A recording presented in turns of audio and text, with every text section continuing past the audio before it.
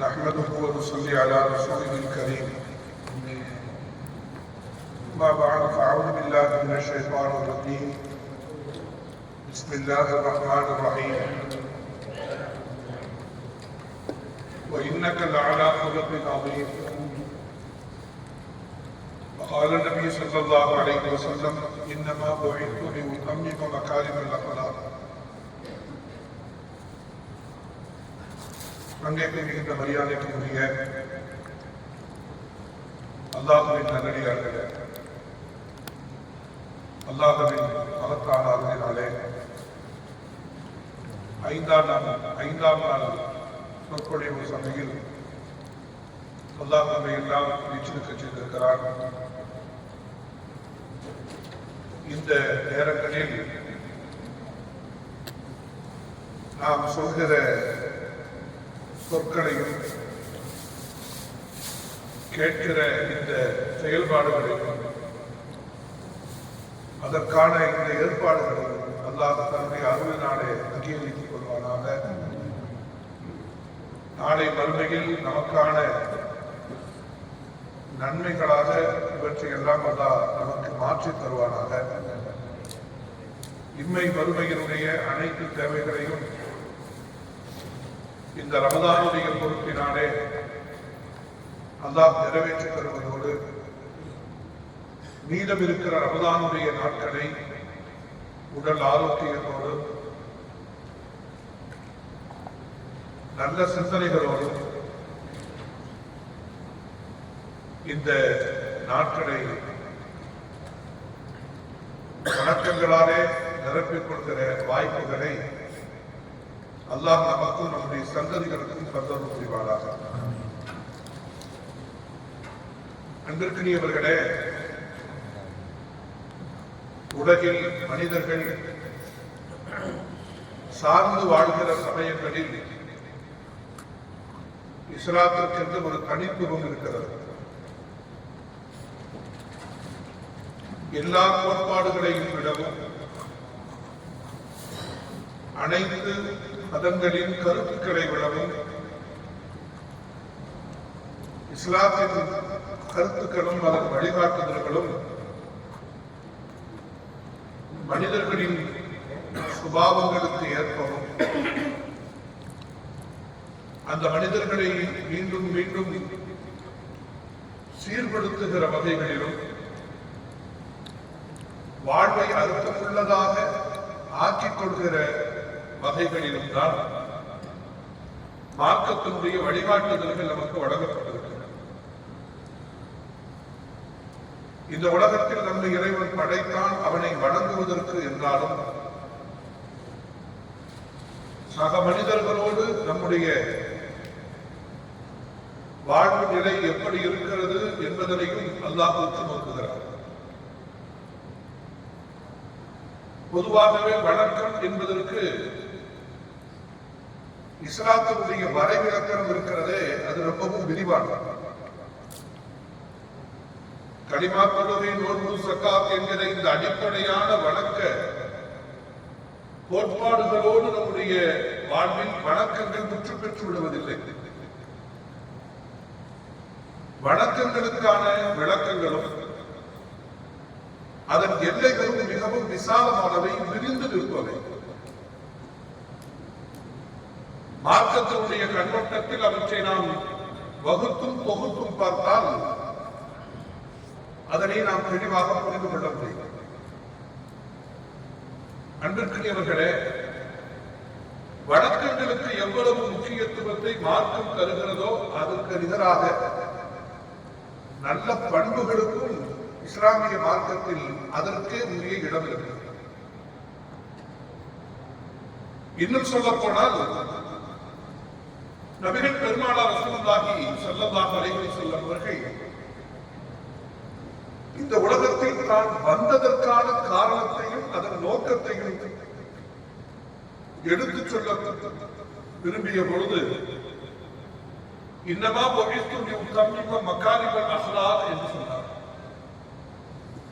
இந்த உலகத்தில் நான் எதற்காக வந்தேன் என்றால் நல்ல குணங்களை முழுமைப்படுத்துவதற்காக வந்திருக்கிறேன் என்று சொன்னார். இந்த வார்த்தையை நமக்கு தருகிற விளக்கங்கள் அவ்வளவு அர்த்தமும் ஆழமும் கொண்டவையாக இருக்கிறது. மத ரீதியான கருத்துக்களை, சமய கோட்பாடுகளை, வணக்கங்களின் வழிமுறைகளை எல்லாம் தன் வாழ்வில் சொல்லி நின்றவர்கள் தான் வள்ளல் முஹம்மது ஸல்லல்லாஹு அலைஹி வஸல்லம். ஆனால் வருகையின் நோக்கத்தை அவர்கள் விளக்கமாக சொல்லுகிற பொழுது, நான் நற்குணங்களை பூர்த்தி செய்வதற்காக வந்திருக்கிறேன் என்று சொன்னார்கள் என்றால், அன்பிற்குரியவர்களே, மார்க்கத்தில் நற்பண்புகளுக்கும் நற்குணங்களுக்கும் நல்ல செயல்பாடுகளுக்கும் எவ்வளவு முக்கியத்துவம் வழங்கப்பட்டிருக்கிறது என்பதை நாம் புரிந்து கொள்ள வேண்டும். சுருக்கமாக நாம் விளங்கிக் கொள்ள வேண்டும் என்றால், மார்க்கம் என்பது ஒரு நாணயத்தின் இரண்டு பக்கங்களைப் போல வணக்கங்களுக்கும் நற்குணங்களுக்கும் சம அளவில் வந்திருக்கிறது. இன்னும் கொஞ்சம் கூடுதலாக விளங்கிக் கொள்ள வேண்டும் என்றால், நமக்கு தரப்பட்டிருக்கிற எல்லா வணக்கங்களுமே நற்குணங்களுக்காக வேண்டியே தரப்பட்டிருக்கிறது. நல்ல குணங்களை உருவாக்குவதுதான் வணக்கங்கள் நமக்கு வழங்கப்பட்டிருப்பதன் நோக்கம். அடிப்படை அதுதான், இலக்கு அதுதான். இந்த உலகில் ஒரு முழுமையான மனிதன், இன்சானை காமில் என்று சொல்கிறார்கள் ஆன்மீக உலகில், ஒரு முழுமையான மனிதனை சமைப்பதுதான் அல்லாஹ்வுடைய திட்டம். ஒரு கம்ப்ளீட் மேன் என்கிற அந்த தோற்றமும் அந்த வடிவமும் ஒரு மனிதனுக்கு எப்போது வந்து சேரும் என்றால், படைத்த இறைவனுக்கு அவன் வணக்கம் செலுத்துவதோடு நிறுத்திக் கொள்ளாமல், படைப்புகளோடு தன்னுடைய அணுகுமுறைகளை அவன் எப்படி அமைத்துக் கொள்கிறானோ அதை வைத்து உருவாகும். நபிகள் ஸல்லல்லாஹு அலைஹி வஸல்லம் அவர்கள் சட்டங்களை வகுத்து சொல்கிற பொழுது மார்க்கத்தினுடைய வேலைகள் நமக்கு சொல்லித் தருவார்கள். கடமைகள் என்பவை இரண்டு வகை. ஒன்று ஹுக்கூக்குல்லாஹ், இன்னொன்று ஹுக்கூக்குல் இபாத். ஒன்று அல்லாஹ்விற்கு நாம் செய்ய வேண்டிய கடமைகள், இன்னொன்று அடியார்களுக்கு நாம் செய்ய வேண்டிய கடமைகள். அல்லாஹ்விற்கு செய்ய வேண்டிய கடமைகள் என்று ஒரு பெரும் பட்டியல் இருக்கிறது. அதற்கு நிகராக அடியார்களுக்கு நாம் செய்ய வேண்டிய கடமைகள் என்றும் ஒரு பட்டியல் இருக்கிறது. அல்லாஹ்விற்கு செய்ய வேண்டிய கடமைகளில் கொஞ்சம் தவறுகளோ பிழைகளோ வந்தால் இறைவன் அவன் தன் அருளினால் மன்னித்து விடக்கூடும். ஆனால் அடியார்களுக்கு இடையில் இருக்கிற கடமைகளில் குறை இருக்குமையானால், உருவாகுமையானால், அந்த குறைகளை, அந்த தவறுகளை சம்பந்தப்பட்டவர் மன்னிக்காத வரை அல்லாஹ் மன்னிக்கும். எப்படி மனிதர்களை முடிச்சிட்டு அல்லாஹ் மார்க்கத்தின் வரம்புகளில் அவன் கட்டி வைத்திருக்கிறான் என்பதை நாம் புரிந்து கொள்ள வேண்டும். திருக்குறானிலே ஒரு வசனம் வருகிறது பாருங்கள். யா அய்யுஹல்லதீன ஆமனூ கஉ வஸ்ஜுது, ஈமான் கொண்டவர்களே ருக்கூ செய்யுங்கள், சஜ்தா செய்யுங்கள். இது வணக்கத்தை சொல்கிறது. அல்லாஹ்விற்கு ருக்கூ செய்யுங்கள், அல்லாஹ்விற்கு சஜ்தா செய்யுங்கள், அடிபணிந்து வாழுங்கள். இப்படி சொல்லுகிற அந்த வசனம் முற்றுப்பெறவில்லை. எப்படி முடிகிறது தெரியுமா? வஃஅலு கைர லஅல்லகும் துஃப்லிஹூன், நல்ல காரியங்களையும் செய்து வாருங்கள், அப்போதுதான் நீங்கள் வெற்றி அடைவீர்கள். அல்லாஹ்விற்கு செய்ய வேண்டிய கடமைகளாக இருக்கிற வணக்கங்களையும் செய்து வாருங்கள். மனிதர்களுக்கு செய்ய வேண்டிய நலமான அறமான காரியங்களையும் நீங்கள் செய்து வாருங்கள், அப்போதுதான் நீங்கள் வெற்றி அடைவீர்கள் என்று அல்லாஹ் சுப்ஹானஹு வ தஆலா சொல்வதை நாம் பார்க்கிறோம். ஒரு மனிதனிடத்தில் இருக்கின்ற அந்த நற்பண்புகளும் நல்ல குணங்களும் தான் அவனுக்கு மரியாதையையும் மகத்துவத்தையும் மாண்பையும் பெற்றுத் தருகிறது. சமூகத்தோடு பின்னி பிணைந்து அவன் வாழ்வதற்கு அந்த மனிதனிடத்தில் இருக்கிற குடிகொண்டிருக்கிற நற்பண்புகள் தான் துணை செய்கிறது. ஒரு மிகப்பெரும் வணக்கசாலியாக இருக்கிறார், வழிபாடுகளில் அவர் மிகவும் சரியாக இருக்கிறார். ஆனால் அவருடைய பண்பாடுகளில் கொஞ்சம் குறைவு இருக்கிறது என்றால் சமூகம் அவர் வேறு பார்வையோடு அவரை பார்க்கும். சமூகத்தோடு அவர் ஒன்ற முடியாது, சமூகத்தோடு இணைந்து வாழ முடியாது.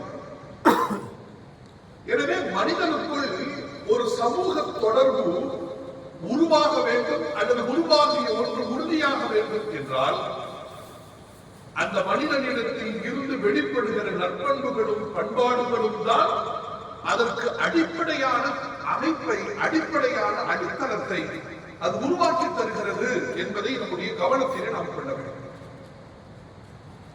அன்பிற்குரியவர்களே, ஒரு மனிதனிடத்தில் இருக்கிற வணக்க முறைகளும் வழிபாட்டு செயல்களும் அடுத்தவர்களின் கண்களுக்கு தெரிவதில்லை.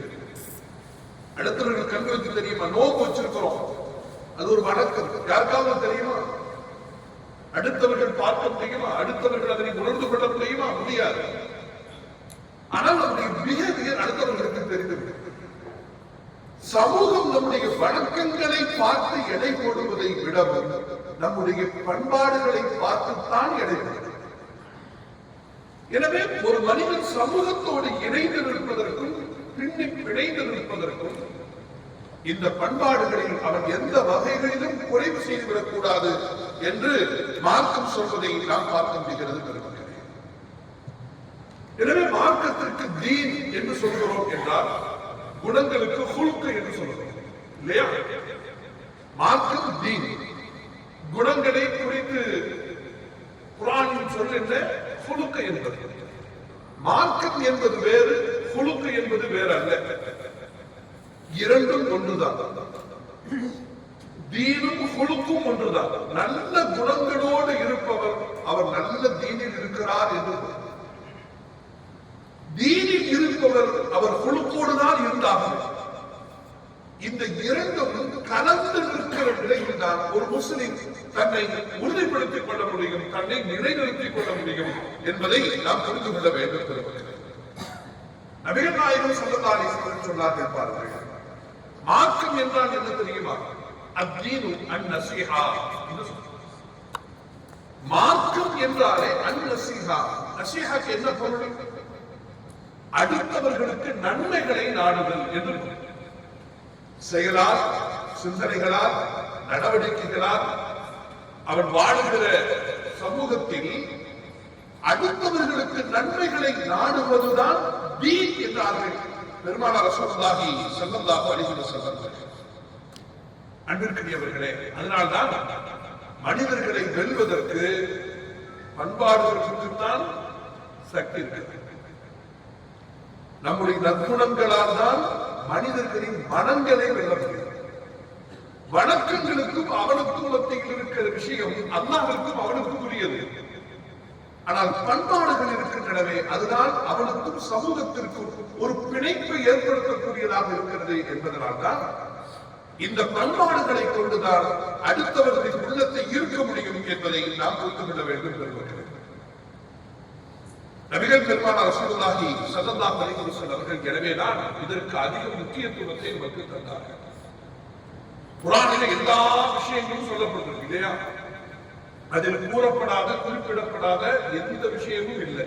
வலா மக்துபின் வலா யாபிசின் இல்லா ஃபீ கிதாபின் முபீன், எல்லாம் இருக்கிறது குர்ஆனில். நபிகள் நாயகம் ஸல்லல்லாஹு அலைஹி வஸல்லத்தினுடைய குணம் என்ன என்று ஹஜ்ரத் ஆயிஷா அம்மா அவர்களிடத்திலே கேட்கப்பட்ட பொழுது ஹஜ்ரத் ஆயிஷா அம்மா அவர்கள் சொன்னார்கள், கான குலுகுஹு குர்ஆன். பெருமானாருடைய குணம் என்ன தெரியுமா? அது குர்ஆனாக இருந்தது என்று சொன்னார். பெருமானாருடைய குணம் என்ன? அதுதான் குர்ஆன். குர்ஆன் என்ன? அதுதான் பெருமானார். எழுத்து வடிவில் குர்ஆன் இருக்கிறது என்றால் அதன் செயல் வடிவம் யார்? பெருமானார் ரசூலுல்லாஹி ஸல்லல்லாஹு அலைஹி வஸல்லம். அது எழுத்து வடிவத்தில் இருக்கிறது. இது இலக்கணம் என்றால், குர்ஆன் என்பது இலக்கணம் என்றால், பெருமானார் ஸல்லல்லாஹு அலைஹி வஸல்லத்தினுடைய வாழ்க்கை என்பது இலக்கியமாக அதற்கு உயிரூட்டக்கூடிய வகைகளில் நபி ஸல்லல்லாஹு அலைஹி வஸல்லத்தினுடைய வாழ்க்கை இருந்தது என்பதை நாம் பார்க்கிறோம். வரலாற்றில் சில விஷயங்களை பார்க்கிறோம். குணத்தால் மார்க்கம் எப்படி வளர்ந்திருக்கிறது